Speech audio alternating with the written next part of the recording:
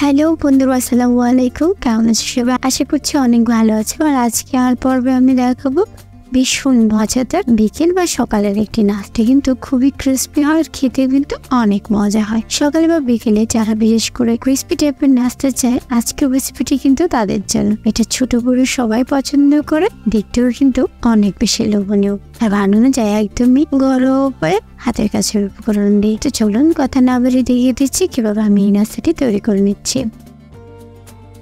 এর জন্য আমি প্রথমে দুটো ডিম নিয়ে নিয়েছি, এগুলোকে আমি এবার সেদ্ধ করে নেব।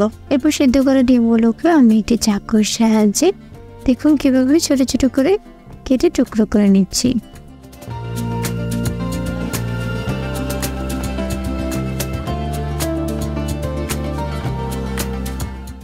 এভাবে সবগুলো ডিম আমি ছোট করে টুকরো করে নিয়েছি।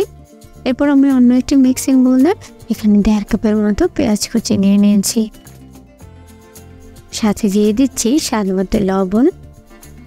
এবার আমি লবণ এবং পেঁয়াজগুলোকে ভালোভাবে কিছুক্ষণ কচলে নেব। এরপর দিয়ে দেবো 2 টেবিল চামচ ধনিয়া পাতা কুচি, সাথে দিয়ে দিচ্ছি 1/2 চামচের মতো জিরার গুঁড়ো। এবার দিয়ে দেবো 1/2 চামচ আদার গুঁড়ো, দিয়ে দিচ্ছি 1/2 চামচ হলুদের গুঁড়ো এবং 4-5টি মরিচ কুচি, আর সাথে দিয়ে দিচ্ছি 1 চামচ চাট মশলা। এবার দিয়ে দিচ্ছি 1/3 কাপ চালের গুঁড়ো, সাথে দিয়ে দিচ্ছি 1/3 কাপ বেসন। আপনার হাতের কাছে যদি বেসনটা না থাকে আপনি এটি স্কিপ করতে পারেন, এতে স্বাদের কোনো পরিবর্তন হবে না।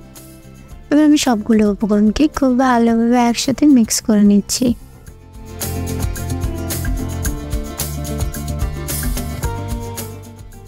তো এভাবেই কিন্তু আমি মিক্স করে নিয়েছি। এবার মিক্স করা হয়ে গেলে আমি হাতে কিছুটা তেল মেখে নিচ্ছি এবং হাতে কিছুটা পেঁয়াজের মিশ্রণ নিয়ে নিয়েছি। এরপর সেই টুকরো করে রাখা ডিমের 1 টুকরো নিয়ে নিয়েছি এবং আবারও উপর দিয়ে পেঁয়াজের মিশ্রণটাকে দিয়ে একটু সেদ্ধ করে নিচ্ছি। এখানে যে যা পছন্দ অনুযায়ী কিন্তু শেপটা দিয়ে দিতে পারে, বা কেউ চাইলে আমি যেভাবে করেছি সেভাবে করে নিতে পারে। তো দেখতে পাচ্ছ আমি কিভাবে এই শেপগুলো দিয়ে দিচ্ছি।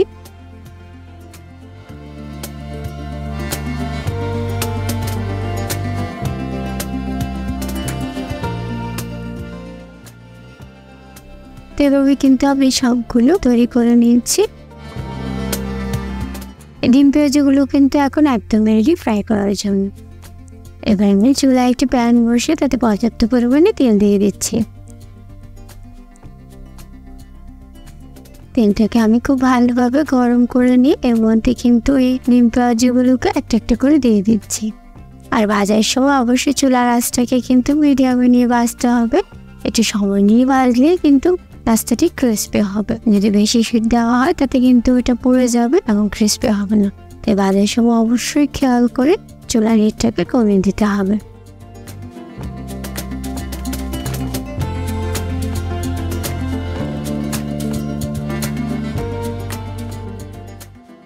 তো আমি সবগুলোকে প্যানে দিয়ে চুলার হিটটাকে কমিয়ে দিয়ে ভাজতে শুরু করে দিয়েছি।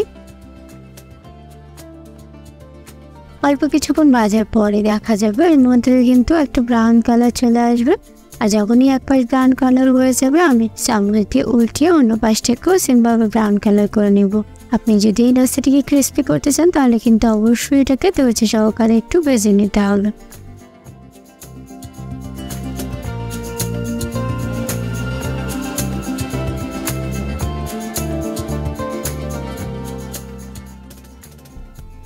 এবার অল্প কিছুক্ষণের মধ্যেই কিন্তু 2 পাশটা সমানভাবে ব্রাউন কালার হয়ে যাবে। তখনই আমি একটি ছাঁকনি দিয়ে এগুলোকে তেল ঝরিয়ে তুলে নেব।